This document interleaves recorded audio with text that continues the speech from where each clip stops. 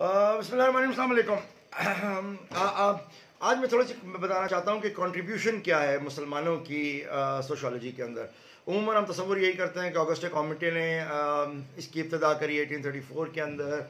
18th century के मुतालिक मैंने पहले बताया कि 1834 जो है वो फ्रेंच रेवोल्यूशन के बाद का टाइम है, और इसके अंदर वो चाहते थे कि लोगों के पैटर्न्स को पहले से समझ लिया जाए ताकि कल को खुदा न खास्ता किसी किस्म का कोई रेवोल्यूशन या लड़ाई झगड़ा कत्ल गारत ना किया जा सके।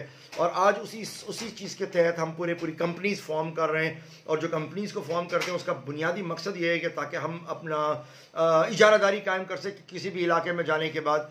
जैसे मिसाल के तौर पे आपको मालूम है कि इस वक्त जो सबसे इंपॉर्टेंट चीज़ है पानी एक बड़ी इंपॉर्टेंट चीज़ थी, इसकी बड़ी कमी है। आप देखें पाकिस्तान के अंदर मुख्तलिफ जगहों के ऊपर पानी की कमी हमें नज़र आती है, मुख्तलिफ जगहों के ऊपर हमें पाकिस्तान के अंदर पानी की कमी नज़र आती है। पानी की कमी नलों में कमी नज़र आती है, लेकिन टैंकर्स के अंदर कमी नज़र नहीं आती। यानी जितना पानी हमारे पास आप देखो कि टैंकर्स हमें प्रोवाइड कर रहे हैं, वही पानी अगर नलों में आ जाए तो सस्ता भी हो, काम भी हो। लेकिन जो साइंस वाले माफिया होते हैं, जो लोग होते हैं, वो ये देख लेते हैं कि कौन सी चीज़ की ज़रूरत है साइंटिफिक स्टडी करने के बाद, और साइंटिफिक स्टडी करने के बाद वो उन चीज़ों को कम कर देते हैं माशरे से, ताकि फिर लोग मसले में चाहे। पानी कम कर दिया है आपका, पानी को गंदा कर दिया है, पानी को इतना ख़राब कर दिया है कि आप मजबूर हैं कैन ख़रीदने के, आप मजबूर हैं मिनरल वाटर ख़रीदने के, आपको लगता है मिनरल वाटर बड़ा सेफ़ हो गया है। तो ये बेसिकली उन कंपनीज़ का एक साइंटिफिक स्टडी करने के बाद एक रिज़ल्ट निकलता है, और फिर वो उस रिज़ल्ट से आपके साथ ऐसा गेम खेलते हैं जो हम देख रहे हैं माशरे में क्या हो रहा है। लेकिन इससे पहले क्या ये सोशोलॉजी मौजूद थी या नहीं थी, इसके हवाले से जो मेरा बुनियादी बात है, जो मैंने पहले भी कही कि बेसिकली इसकी इब्तिदा मुसलमानों के दौर से हुई है। बेसिकली जो सबसे पहले जिस मुसलमान शख्स ने इसकी इब्तिदा की है उसका नाम इब्न खल्दून था। इब्न खल्दून साहब थे जिन्होंने एक सोच रखी थी, और ये सोच उनकी ये थी कि हमारे पास तारीख़ का इल्म तो है। तारीख़ का इल्म कहते हैं कि हमें ये तो मालूम है कि इससे पहले क्या हुआ, आज से पहले क्या क्या चीज़ें हुई, कौन लोग आए कौन गए, किस तरीके से उठते थे, कैसे खाते थे पीते थे, ये सारी तारीख़ी बातें हैं। मगर तारीख़ को आगे के दौर में अगर हम समझें या हाल को अगर हम समझें तो वो किस तरीके से समझ सकते हैं। इसलिए सबसे पहले इब्न खल्दून ने इस चीज़ के ऊपर जोर दिया, और सबसे पहले उन्होंने इसके ऊपर एक किताब लिखी और एक इल्म बनाया। जैसे अगस्टे कॉम्टे ने सोशोलॉजी का नाम दिया, तो इन्होंने उस दौर के अंदर, ये मुसलमानों का वो दौर है जब मुसलमान उरूज पर थे, ये मुसलमानों का वो दौर है जब मुसलमान दुनिया में तरक्की कर रहे थे। मुसलमान दुनिया के अंदर इज़्ज़त की निगाह से देखे जाते थे। मुसलमानों की एक शहर में 200 यूनिवर्सिटियाँ हुआ करती थी। मुसलमानों के बच्चे बड़े सब अपने आप को तसव्वुर करते थे, समझते थे, जानते थे कि वो आखिरी नबी ज़मास हज़रत मोहम्मद मुस्तफ़ा सल्लल्लाहु अलैहि वसल्लम के उम्मती हैं, अल्लाह ताला के बंदे हैं, और अल्लाह ताला वो है जिसने हमारे को इक़रा बिस्मि रब्बिकल लज़ी से इल्म दिया। तो सब लोग बहुत ही अच्छे और इत्मीनान के साथ जो है ये सारा सिलसिला किया करते थे। अब उस माशरे के अंदर, उस दौर के अंदर सबसे पहले इल्मुल इमरान के नाम से जो सोशोलॉजी का इल्म था, सबसे पहले इन्होंने इसको बनाया कि तारीख़ के अलावा एक हाल को, मौजूद को और अपने एरिया को स्टडी करने के लिए भी हमारे पास होना चाहिए। उनकी सोच ये थी कि माशरे को पढ़ने की इब्तिदा दरअसल जो है वो इनके दौर में हुई। अल्लामा इब्न खल्दून उनको इसका बानी तस्वुर किया जाता है। तारीख़ के इल्म के अलावा इसको भी एक इल्म होना चाहिए, एक ऐसा इल्म जो माशरे को स्टडी करे। ये इब्न खल्दून की सोच थी कि एक ऐसा इल्म जो माशरे को स्टडी करे, और तारीख़ के वाक़यात, तारीख़ जो है वो तो वाक़यात का, और जो पुराने किरदार हैं उनका वाक़यात है, तो आने वाला जो माशरे का इल्म है उसके मुतालिक डिस्कस किया जाए। तो उसके ऊपर इन्होंने जो इमरान का नाम है ये किया। अच्छा, अब यहाँ पर एक और इंटरेस्टिंग चीज़ है कि ये नहीं है कि इब्न खल्दून ही थे वो जिन्होंने इस चीज़ की इब्तिदा करी, इससे पहले भी ये लोग काम कर रहे थे। मैं एक अहम यहाँ पर बात आपको बताता चलूँ, इस चीज़ को हमेशा जहन में रखिएगा। ये रसूलुल्लाह सल्लल्लाहु अलैहि वसल्लम का फरमान भी है। आप सल्लल्लाहु अलैहि वसल्लम ने फरमाया कि इल्म तुम्हारी मीरास है, तुम्हें जहाँ से मिले तुम उसको हासिल कर लो। इसी तरीके से एक हदीस भी है कि कोई भी ऐसी रिवायात हकायात जो इज़राइली रिवायात हों, यानी हज़रत ईसा अलैहिस्सलाम के दौर से या हज़रत मूसा अलैहिस्सलाम के दौर से जो चली आ रही हों, जो रिवायात جیسے قانون بہت سارے ایسے تھے جو عیسائی قوانین کو جن کو کل عدم نہیں کیا گیا وہ آج بھی ہمارے پاس موجود ہیں، پائے جاتے ہیں، ٹھیک ہے. اسی طریقے سے بہت ساری چیزیں جن کو کل عدم کر کے نیا قانون دے دیا گیا تو وہ ہمارے پاس نئے ہیں.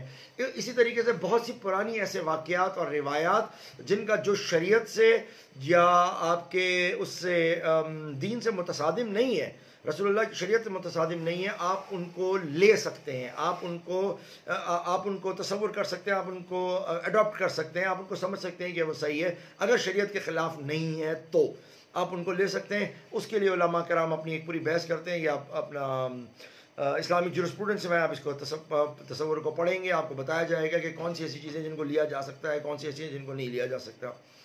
اچھا، اب اس سے پہلے اسی طریقے سے میں یہ کہہ رہا ہوں کہ ہمارے جو اسکالرس تھے، علماء تھے، جتنے بھی چاہے ابن خلدون تھے، ان لوگوں نے اپنی طرف سے کوئی چیز نہیں نکالی کہ کل کو اپنی طرف سے کہا جی میں علم اور عمران بنا رہا ہوں اور میرے سے پیچھے کے سارے لوگ تو بیوقوف تھے اور کسی کو کچھ نہیں آتا تھا. ایسا ہرگز نہیں ہے.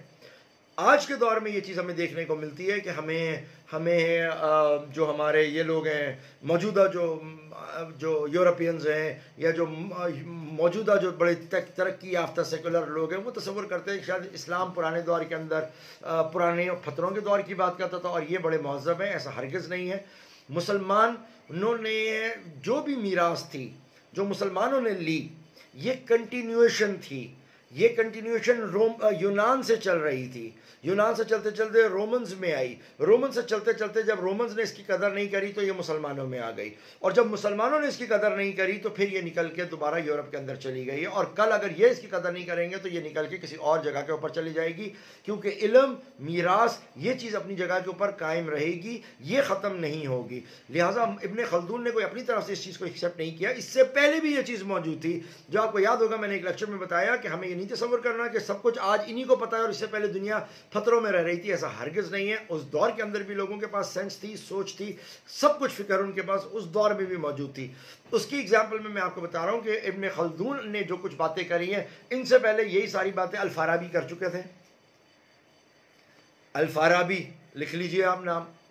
ایک نام ہے افلاطون، وہ یہ کر چکے تھے. ایک نام ہے ارسطو، سوکریٹس جس کو کہتے ہیں، وہ یہ باتیں کر چکے تھے. اب یہ حضرت عیسیٰ سے پرانے لوگ ہیں، ٹھیک ہے. یہ معاشرے کے علم کے بارے میں آپ کو بتا چکے تھے. آپ کو یاد ہوگی ایک لیکچر میں حضرت آدم تک لے کے گیا تھا تو ان کا تذکرہ ہم نے کیا تھا تفصیل سے.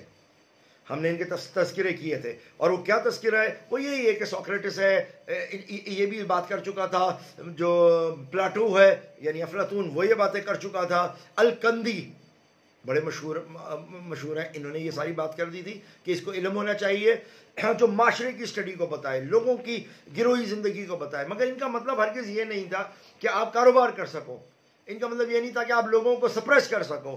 ان کا مقصد یہ تھا تاکہ آپ اس طریقے سے لوگوں سے ڈیل کر سکو اور اپنے زندگی کے معاملات کو بہت اچھا بنا سکو. ٹھیک ہے. کنفوشس بہت پرانا آدمی ہے، بہت پرانے. جو چائنیز پوری سوچ کنفوشس کے اوپر چل رہی ہے وہ اس معاشرے کے علم کے بارے میں بتا چکے تھے. اب سب کے مختلف ہے. کچھ لوگ علم کو عام کرنے کے قائل تھے، کچھ لوگ علم کو قائم کرنے کے قائل نہیں تھے. کسی نے اپنی تشریح کری، کسی نے اپنی تشریح کری. لیکن کہنے کا مقصد یہ ہے کہ یہ علم اپنی جگہ پہ موجود تھا اور کامیابی سے موجود تھا اور بڑی بڑی امپائرز ان کی سوچ کے اوپر تشکیل پا چکی تھی. ٹھیک ہے. اسی طریقے سے ابن سینا، اسی طریقے سے ارازی، مانٹسکو، بکرات، سقراط، ان سب نے اس چیز کو جو ہے وہ ڈسکس کیا تھا. ان سب نے اس چیز کے اوپر بات کی تھی. وہ سب اس چیز کے اوپر تھے کہ معاشرے کے علم کو پڑھنا چاہیے. اب معاشرے کا علم جو ہے وہ اتنا امپورٹنٹ کیوں ہے یا ان لوگوں نے کیوں کہا کہ امپورٹنٹ ہے، اس کی ایک ایگزامپل میں دیتا ہوں. میرے پاس ایک بڑی اچھی کتاب ہے، میں بچپن سے اس کو پڑھ رہا ہوں. میرے اس کے ہر پیج کے اوپر ایک نام لکھا ہوا ہے. میں زندگی میں جس شخص سے ملتا تھا یا جس میں مجھے تھوڑا سا انٹرسٹ ہوتا تھا تو میں اس کا نام اور ڈیٹ آف برتھ پوچھتا تھا. اور اس کے بعد میں گھر آنے کے بعد اس کتاب کو کھولتا تھا اور کتاب کو کھولنے کے بعد اس کی برتھ ڈے، اس کا سٹار، اس کی ڈیٹ آف برتھ، اس کا ڈے اور اس کا علم کے حساب سے اس کے متعلق بہت تفصیل سے لکھا ہوتا تھا کہ یہ آدمی کس طریقے کا ہے، اپنی پرسنل لائف میں کیسا ہے، اپنی پروفیشنل لائف میں کیسا ہے، اپنی فیملی لائف میں کیسا ہے، اپنی لو لائف میں کیسا ہوگا. میں اس کو اچھے طریقے سے پڑھ لیتا تھا اور پڑھنے کے بعد جب میں اس سے ڈسکس کرنے کے لیے جاتا تھا تو اس کو ایسا لگتا تھا جیسے میں اس کا کوئی بہت پرانا دوست ہوں. اس کو ایسا محسوس ہوتا تھا کہ جیسے ہم بہت پرانے دوست ہیں. اس کو محسوس ہوتا تھا جیسے ہم لوگوں کی کوئی آپس میں بڑا گہرا باؤنڈ ہے، کوئی کنیکشن ہے.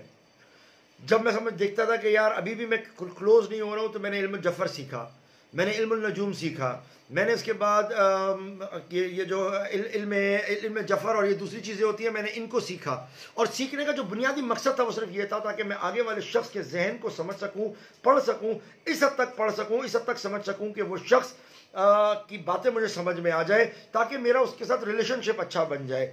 تو دیکھیں ایک بیوی سے جب آپ کی شادی ہوتی ہے وہ کسی اور خاندان سے آئی ہوتی ہے، کسی اور گھرانے سے آئی ہوتی ہے، آپ پشتو ہوتے ہیں وہ پٹھان ہوتی ہے، آپ کا تعلق سید خاندان سے ہوتا ہے وہ بلوچی ہوتی ہے، تو آپ کو کس طریقے سے پتا اس کا لباس، اس کا رہن سہن، اس کے ماں باپ، اس کا آپس میں ریلیشن شپ کیا ہے، آپ کا الگ ہے۔ لیکن اگر آپ ایک دوسرے کو اسٹڈی کر لیں گے اور اچھے طریقے سے اسٹڈی کر لیں گے، اچھے طریقے سے پڑھ لیں گے، تو پھر آپ کو یہ چیز مشکل نہیں ہوگی۔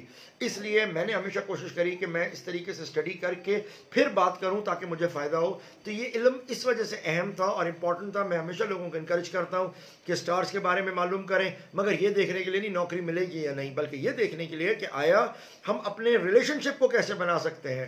میں نے اکثر آپ کو یہ بتایا کہ جب کہ لیکچر میں جب آپ کا ٹیچر آتا ہے تو آپ اس ٹیچر کو انڈرسٹینڈ کریں کہ وہ ٹیچر کیا ہے، وہ کس طریقے سے سوچتا ہے، اس کا کس طریقے کی تھنکنگ ہے، کس طریقے کا اس کا دماغ ہے، کس طریقے کا اس کا مزاج ہے۔